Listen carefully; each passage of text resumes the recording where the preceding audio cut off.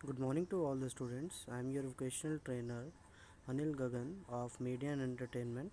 Today I am going to start our new topic, that is decoding messages. So let's start today's topic. Message decoding message में जैसे आपने यहाँ पे एक picture में देख रहे हैं, जैसे यहाँ पे ऊपर दो ट्री दिए हैं और नीचे दो इंसान दिए हैं। अब एक में लिखा है कोडिफाइंग और दूसरे में लिखा है डी कोडिफाइंग। अब इसका ये मतलब हुआ कि एक इंसान ने दूसरे इंसान को ट्री के बारे में कुछ बोला है, तो ट्री वो दूसरा इंसान सोचता है, ज्यूम करता है कि ट्री कैसा होगा।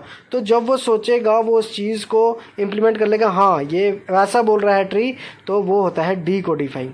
अब बंदे ने जो बोला है, एक इंसान ने जो दूसरे इंसान को बोला है ट्री, तो अगर दूसरे बंदे को नहीं पता होगा, वो उससे बार बार पूछेगा कि ये क्या बोला, तुमने क्या बोला। अगर उसको पता होगा, वो उससे नहीं पूछेगा और अपने दिमाग से ही एज्यूम कर लेगा, हाँ ये उसके बारे में बात कर रहा है। चलो अब इसकी उस पर आते डेफिनेशन में कहता है one received the receivers need to decode the message and successful decode is a vital skill.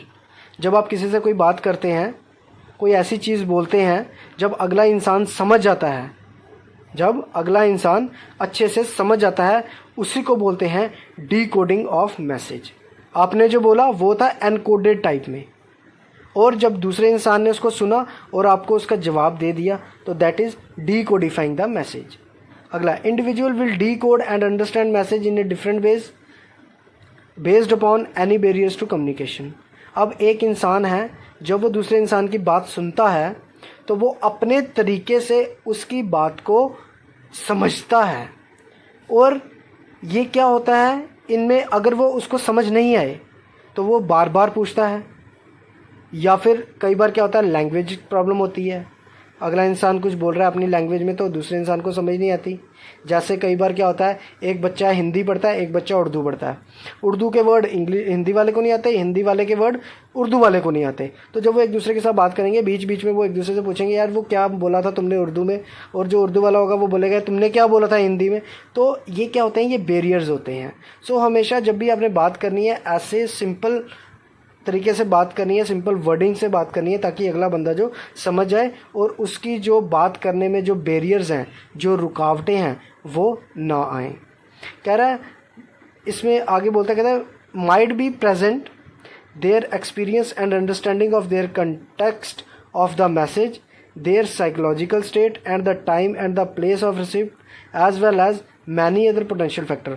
और भी कई फैक्टर हैं जो इस डिकोडिंग ऑफ मैसेजेस या बैरियर्स इन कम्युनिकेशन में आ सकते हैं।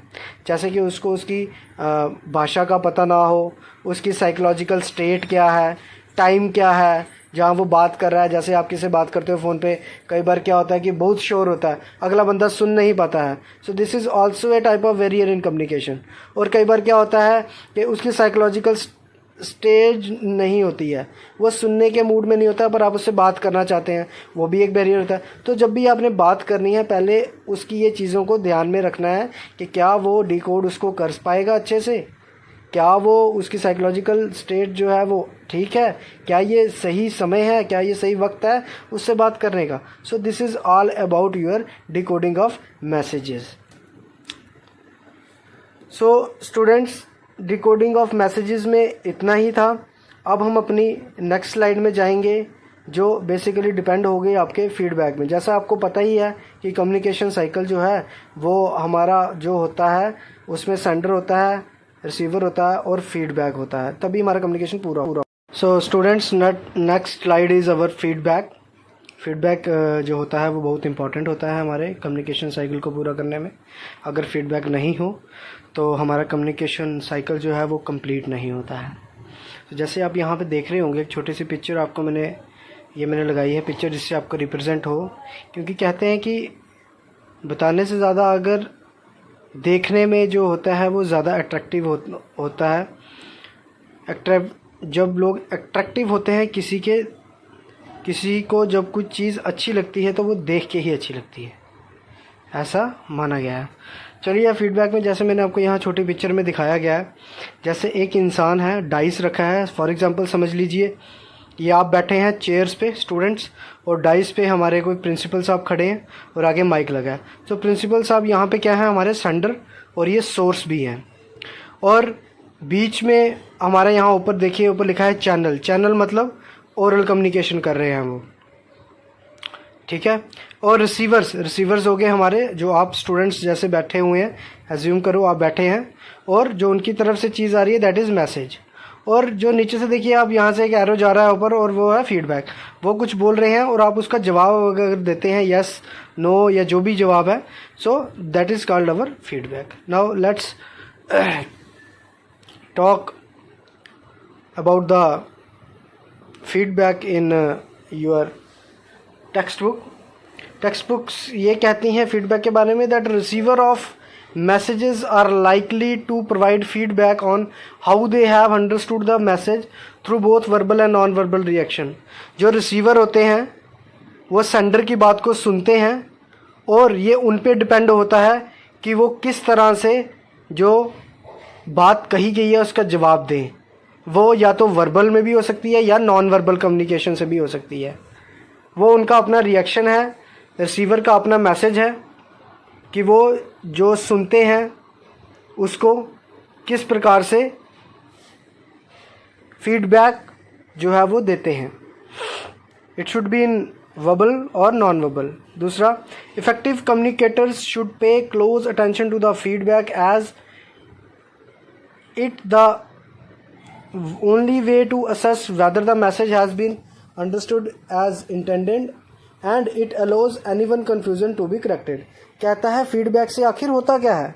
फीडबैक से ये है, फॉर एग्जांपल हम क्लास लेते हैं, मैं क्लास ले रहा हूँ, मैंने आपको कितनी बार बोला है कि जो लिसनिंग पावर होती है किसी की भी, listener to be a good listener, हमें सबसे अच्छा लिसनर बनना चाहिए, हमें सुनने की आदत डालनी चाहिए। सुनने की आदत से क्या होता है कि आपको कुछ समझ आता है। अब एग्जाम्पल लेते हैं, क्लास का सिनेरियो है, मैं पढ़ा रहा हूँ, आप सभी बच्चे पढ़ रहे हैं। कुछ बच्चे बीच में बहुत अच्छे हैं जो पूरी अटेंशन के साथ पढ़ रहे हैं, मेरे को सुन रहे हैं, और कुछ बच्चे ऐसे हैं जो बातें कर रहे हैं जो अच्छे से सुन नहीं रहे हैं। तो मेरा ध्यान उन पे ज़्यादा जाएगा जो बच्चे अच्छे से सुन रहे हैं, और जो नहीं अच्छे से सुन रहे हैं उनके लिए जो भी पढ़ाया गया उनको कोई किसी चीज़ का असर नहीं होगा। अब जो सुनने वाला है, जो लिसनर है, वो क्या करेगा, उसको बोलते हैं इफेक्टिव कम्युनिकेटर। वो क्या करेगा, उसको कोई चीज़ अगर नहीं समझ आएगी वो उसी टाइम खड़ा हो जाएगा और बोल देगा, सर आपने ये जो बोला है इसके बारे में मुझे फिर से समझाइए, मुझे ये समझ नहीं आई, कुछ वर्ड मेरे लिए कुछ असंभव थे जो मैं सुन नहीं पाया, जो अच्छे से मेरे को पता नहीं चला। सो यही एक फीडबैक होता है। अगर आप बोलोगे कि हमें समझ नहीं आया, हमें अच्छे से ये नहीं पता लगा, हमें वो नहीं पता लगा, तो ये फीडबैक ही हमारे लिए भी अच्छा होगा और आपके लिए भी अच्छा होगा। कई बच्चे क्या करते हैं कि शर्म के बारे पूछते ही नहीं हैं अपने टीचर्स को कि क्या था क्या नहीं था। तो इसीलिए फीडबैक बोला गया है कि जब तक ये नहीं होगा तब तक जो है हमारी कम्युनिकेशन पूरी नहीं हो सकती। नेक्स्ट कहता है feedback during a face to face और telephone conversation will be immediate and direct. अब हम जब फेस टू फेस बात करते हैं जो हमारा फीडबैक होता है वो उसी टाइम आ जाता है, और जब हम फ़ोन पे बात करते हैं जो फीडबैक होता है जो रिसीवर की साइड से उसी टाइम पे आ जाता है। तो ये एक अच्छी बात है। कहता है while feedback to a message conveyed TV via radio will be indirect. और जो टीवी से रेडियो किससे होती है हमारी कम्युनिकेशन, उसमें हमारा जो फीडबैक है वो उसी टाइम नहीं आता है, वो डिले रहता है। So thank you for the class today.